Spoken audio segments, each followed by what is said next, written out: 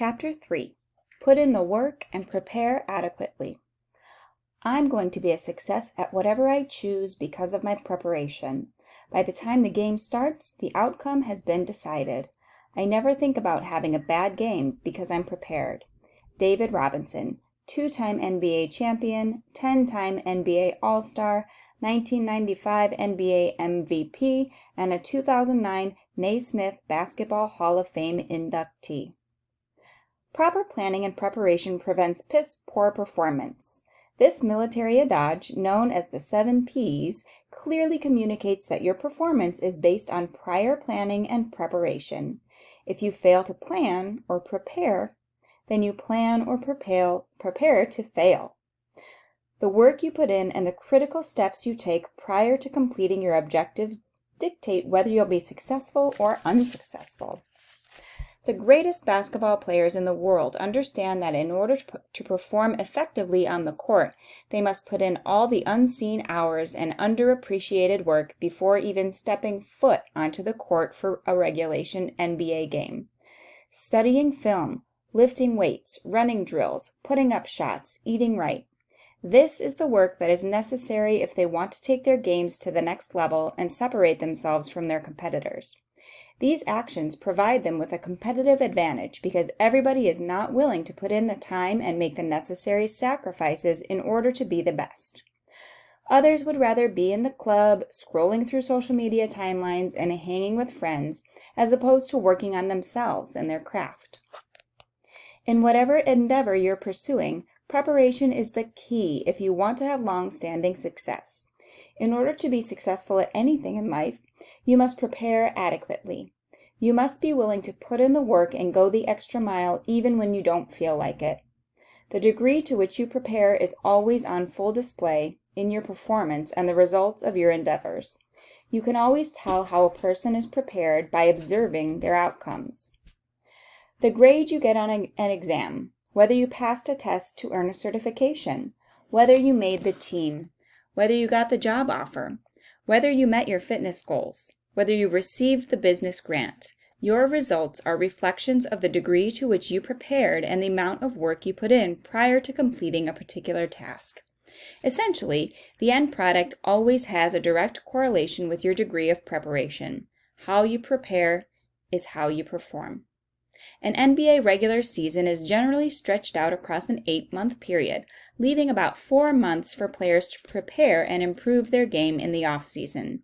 The main goal for a player in the off-season is, or at least it should be, to come back better than they were the previous season in order to first off keep their job, but also to improve the likelihood of earning more playtime, getting a contract extension or a max contract offer, becoming a key or star player, making the All-Star team, making the All-Star team, and ultimately helping their team win a championship. The league is comprised of about 400 players. One would think every single one of them would have an incentive to work extremely hard in order to retain their jobs due to the high turnover in the league, in addition to having a desire to accomplish the goals listed above, right? Wrong. Some players are content with just making a roster, collecting a hefty paycheck, and enjoying the perks of being a professional athlete for a few years. Do they possess talent? Of course. But the issue is not their talent, it's their unwillingness to go the extra mile to stand out and set themselves apart from the rest of their peers. There's a reason why players in the league have a distinction of being superstars, starters, regular rotation players, or bench warmers. Yes, natural ability has something to do with it. With the title a player garners, the role they play on a team and the amount of time they get to play is primarily due to the fact that some of them are willing to put in more work and prepare more than others. You know how the saying goes, hard work beats talent when talent doesn't work hard. That is exactly why you see top-rated players coming out of high school or college flop in the NBA and athletes who flew under the radar end up becoming successful. Some relied solely on their natural abilities and got complacent, thinking that their talent would carry them for the entirety of their careers, while others prepared adequately and consistently and worked at their craft. Ask yourself, do you want to be like one of those complacent players who just scrapes by in your life? Or do you want to be like those players who are willing to do the necessary work that elevates them above the rest of the field? I hope you choose the latter and put in the required effort you get to where you want to be. I often read and watch content that profiles the players I admire in the NBA and that highlights their work ethic. While in college, Stephen Curry was at the gym at 6 a.m. working out and would have multiple shooting sessions throughout the day to improve his jump shot. Before games, he also has intense dribbling sessions that translate into effective ball handling during games.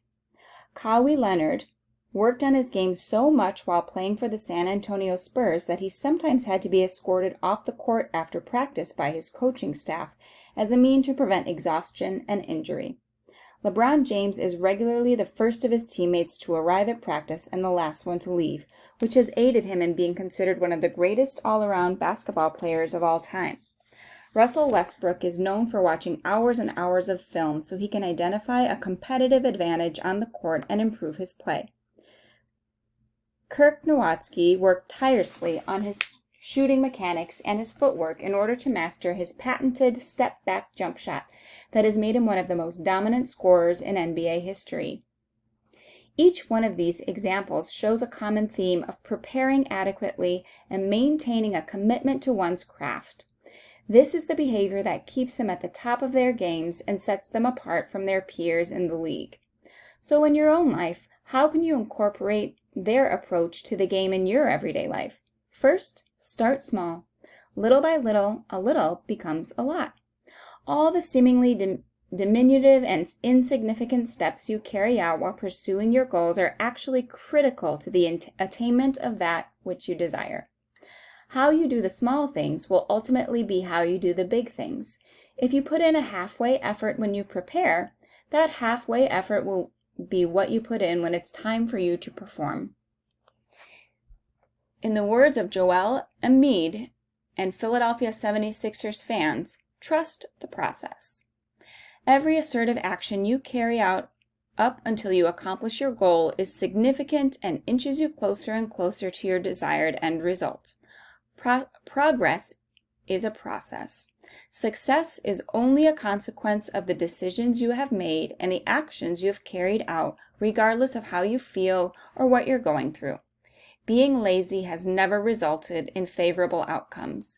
Do what you need to do even when you don't feel like doing it in order to become the person you desire to become. Be patient, be persistent.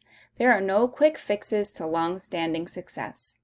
The extra time that was put into practicing, watching film, working on their bodies, on their games, prepared players like Curry, Nowitzki, James, Leonard, and Westbrook for the key moments that have defined their careers. They had no idea if or when those moments would come, but they were prepared nonetheless and have shown up more often than not. Because when you stay ready, you never have to get ready. It's more beneficial to be prepared for an opportunity and for one not to present itself than for an opportunity to present itself and not be prepared for it. If you consistently do the little things, you will be prepared for your moment. Take pride in your work no matter how menial the task may appear.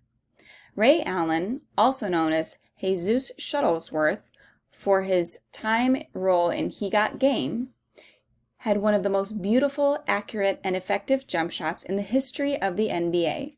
It was like poetry in motion watching him shoot the basketball.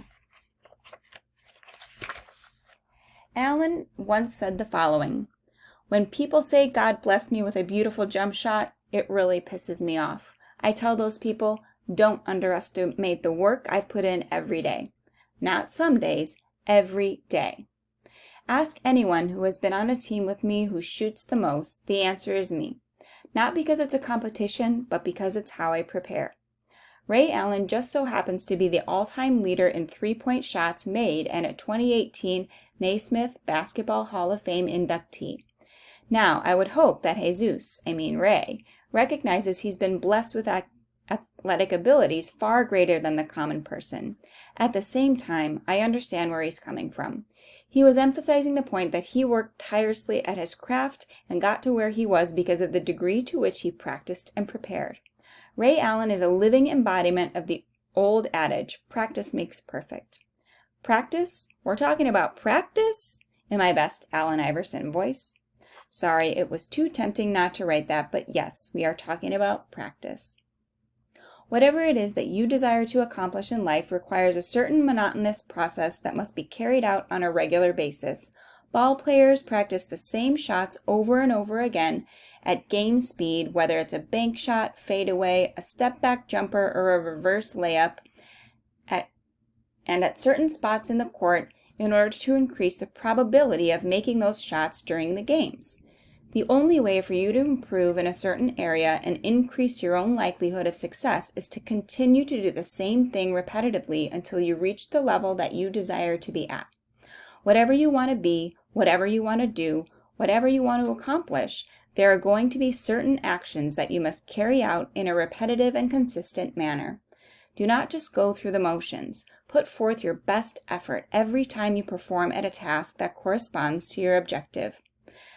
The necessity for you to put in the work and properly prepare also requires making sacrifices if you want to accomplish anything in life. There is an opportunity cost or a trade-off associated with every decision you make. That is, you must give up one thing or several things in order to acquire or achieve something else. If you want to reach your goal weight, you're going to have to give up the chips, the chocolate, and the cookies. If you want to start your own business, you're going to have to spend some Friday or Saturday nights in the library doing research and drawing up a business plan instead of being in the club or in front of the television. If you want to earn your degree, you're going to have to sacrifice some sleep and time with friends in order to devote that extra time to doing homework and studying for exams. As difficult as it may be, it's necessary to have the discipline and willingness to push aside anything that serves as an impediment to your progress in accomplishing your goal. That's the cost of being successful at any feat.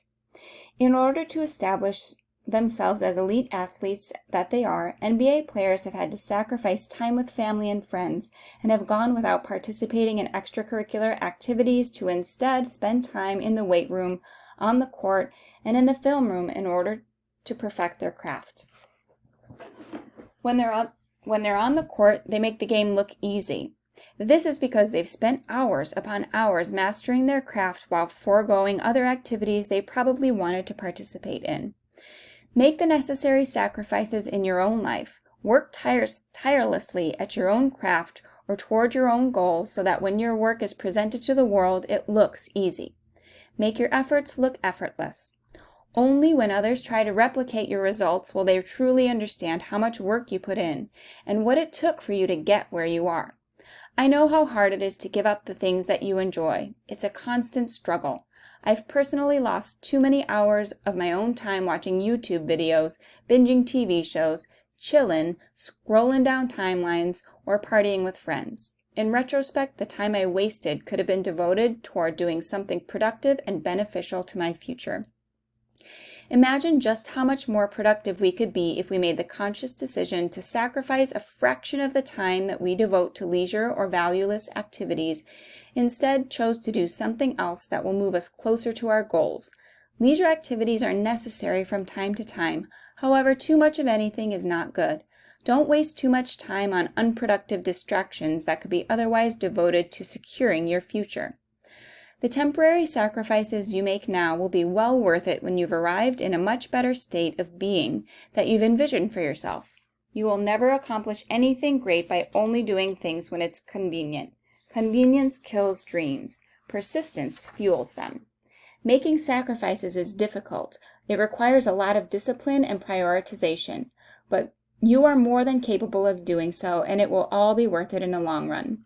Once you've accomplished your objectives, you'll be able to fully and guiltlessly enjoy all the things you gave up momentarily in addition to reaping the fruits of your labor. So make that necessary sacrifices now in order to realize the life you want. Do today what others won't do, so that tomorrow you can have what others can't have. The end of chapter 3.